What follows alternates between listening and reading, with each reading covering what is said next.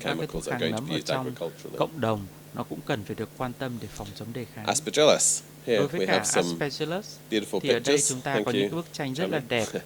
of Với the đồng nghiệp different của tôi là types of Trà My Aspergillus. đã nuôi So cấy for với those các cái of chủng people who này. are not working in the lab, just Thì take a moment to đối với các appreciate anh how chị, pretty they look các anh chị and how không distinctive. làm ở phòng lab thì các anh chị có thể nhìn It's thấy nice hình if you ảnh ở can đây. Hình appreciate ảnh the của các beauty. cái chủng nấm khác nhau trông thì có vẻ rất đẹp nhưng mà nó rất nguy hiểm. So Aspergillus causes a range of diseases similar to the introduction with Candida. It goes from the top, which are these kind of allergic forms of disease like severe asthma with fungal sensitization and allergic bronchopulmonary aspergillosis.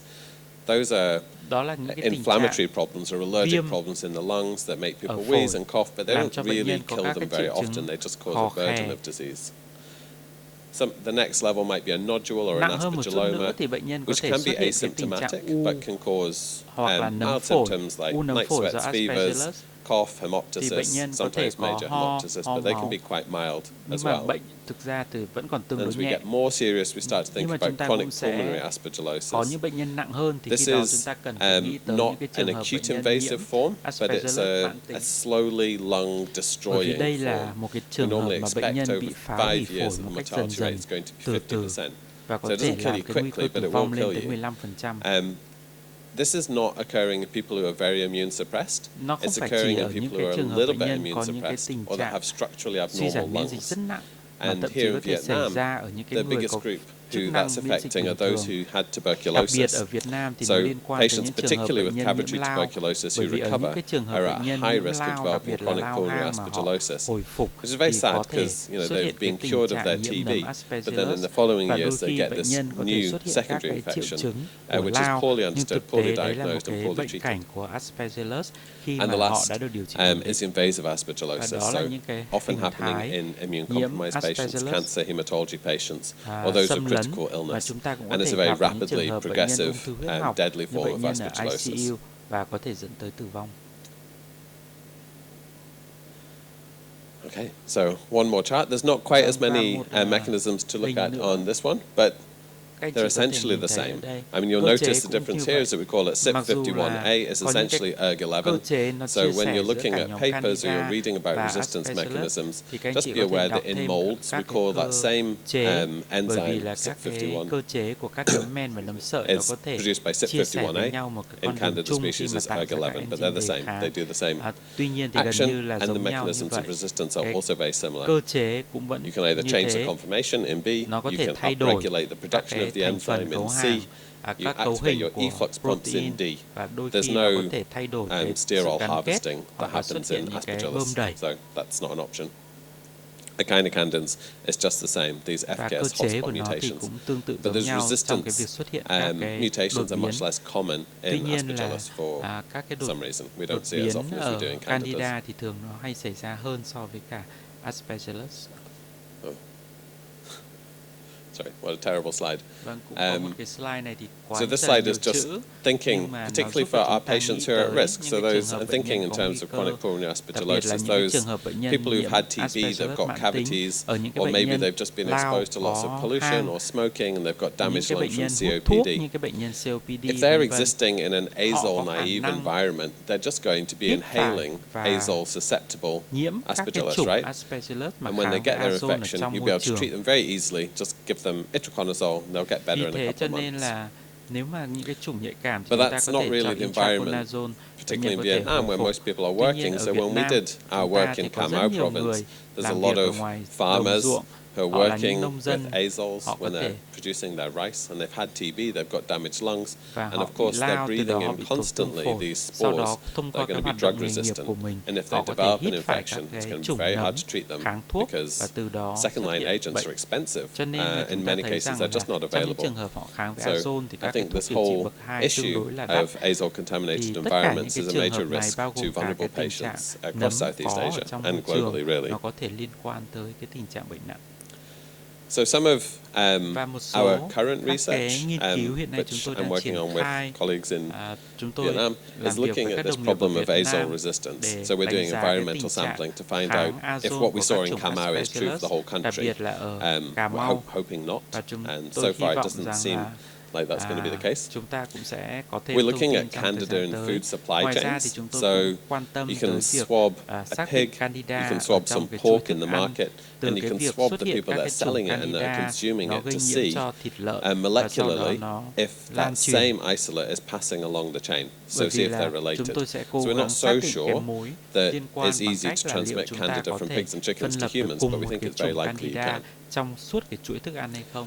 We've been working with school kids Tôi as well. cũng So làm we've got việc some với các high cái school trường kids to tiểu học collect ở samples of Việt soil and Nam the air from để around giúp their cho home các em có to thể try and thu thập find các out cái mẫu bệnh phẩm a từ kind of môi a trường. cheap and interesting way of Bởi vì doing là các surveillance, but em also dường như teaching cũng kids rất something thích about thú với science cái and hoạt getting động them này khi interested mà so các they all em become tham scientists gia and doctors in the thu future. thập mẫu và có thể We're động also viên các em doing trở thành các clinical bác work sĩ around trong chronic pulmonary tương lai. aspergillosis.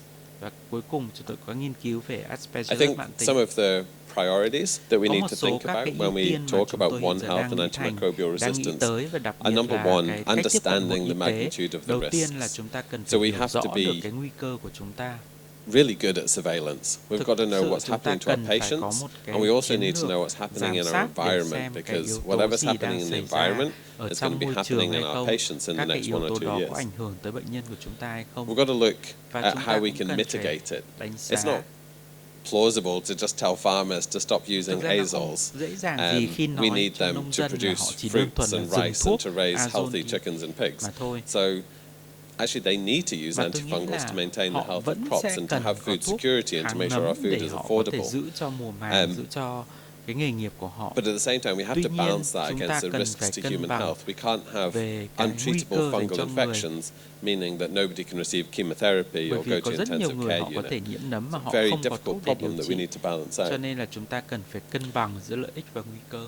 In that, we need Và chúng ta cũng to speak to people. cũng We need to cần do phải sociological nói, and anthropological research và chúng ta cũng to cần có understand thêm what nghiên would cứu make để you hiểu do different. xem And it's not just doctors. We need to không phải understand chỉ that with đơn thuần là bác ourselves. Like, sĩ, what would make you prescribe fewer không phải chỉ antifungals? đơn thuần là bác We sĩ need to kê cái understand đơn what will thuốc help đó, farmers mà and chúng ta còn phải agricultural xem workers to use là fewer đối với các nông antifungals. dân, đối với Maybe it's những economic, người ở maybe it's a ngoài môi concern for trường, their own health. họ còn có But we've các got cái to do quan that ngại work to gì understand what will tới make a cái difference. chiến And lược then we của have to sức make khỏe hay a không, powerful và chúng economic ta cần case phải có những cái phân tích for về kinh managing tế antifungals, for thực sự stewarding lớn antifungals. để chúng So, ta có thể in the quản end, lý việc this is a sử talk dụng thuốc about kháng nấm. antifungal stewardship, and I'm sure we can all agree that that's very Và important. tôi nghĩ rằng là qua bài trình bày của mình, các anh chị cũng có It's thể a đồng difficult ý rằng là balance. cái chương Thank trình you quản lý sử dụng thuốc kháng for nấm cũng listening. rất là quan If trọng. you had any Và tôi rất questions, là I'm cảm ơn các anh happy chị đã lắng to nghe. Và answer them nếu các anh chị có câu before hỏi our nào next talk. thì tôi có thể trả lời các anh chị trước cái bài trình bày tiếp theo.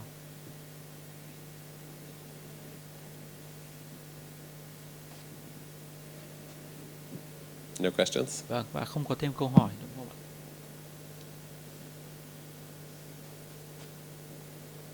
Okay. Vâng, Thank you. và xin Is- cảm ơn.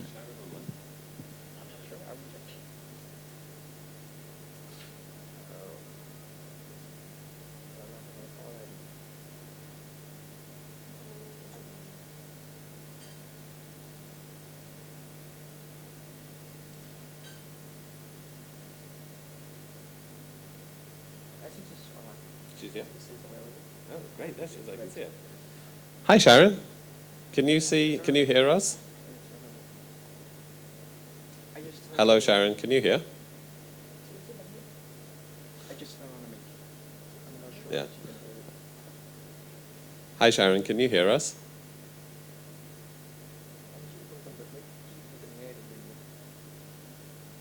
Maybe she can only hear from this side.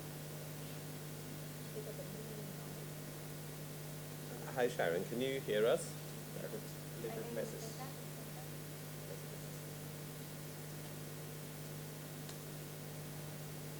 Dr. Chen. Is that her name? Yeah, Dr. Chen. Yes. Yeah. She can hear us. Great. I think you're free of your mute as well. All right. Maybe I will. Can I sit here? And then I'll put the microphone for Sharon to speak. I think it's not coming up on the. Hello, Sharon. That is Justin. Yes. How are you?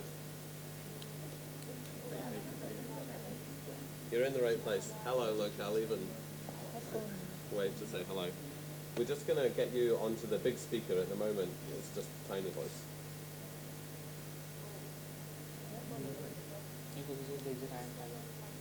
Yeah, just hang fire for a second.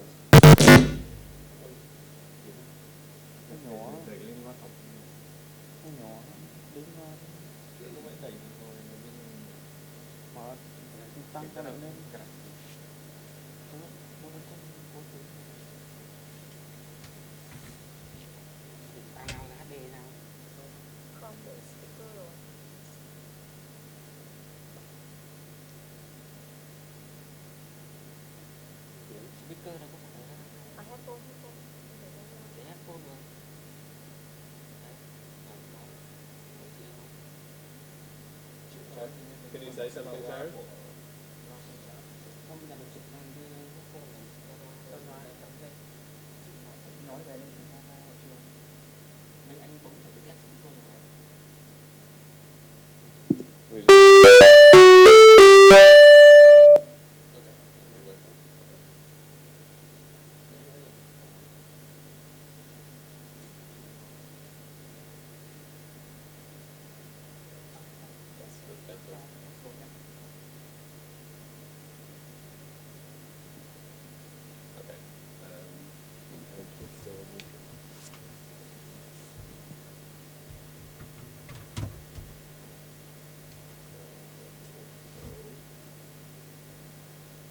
Hey, Sharon.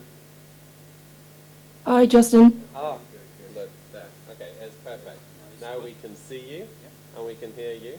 Ah, I'm going to okay. turn off the camera here because you don't need to see me. You can switch to the audience. Yeah.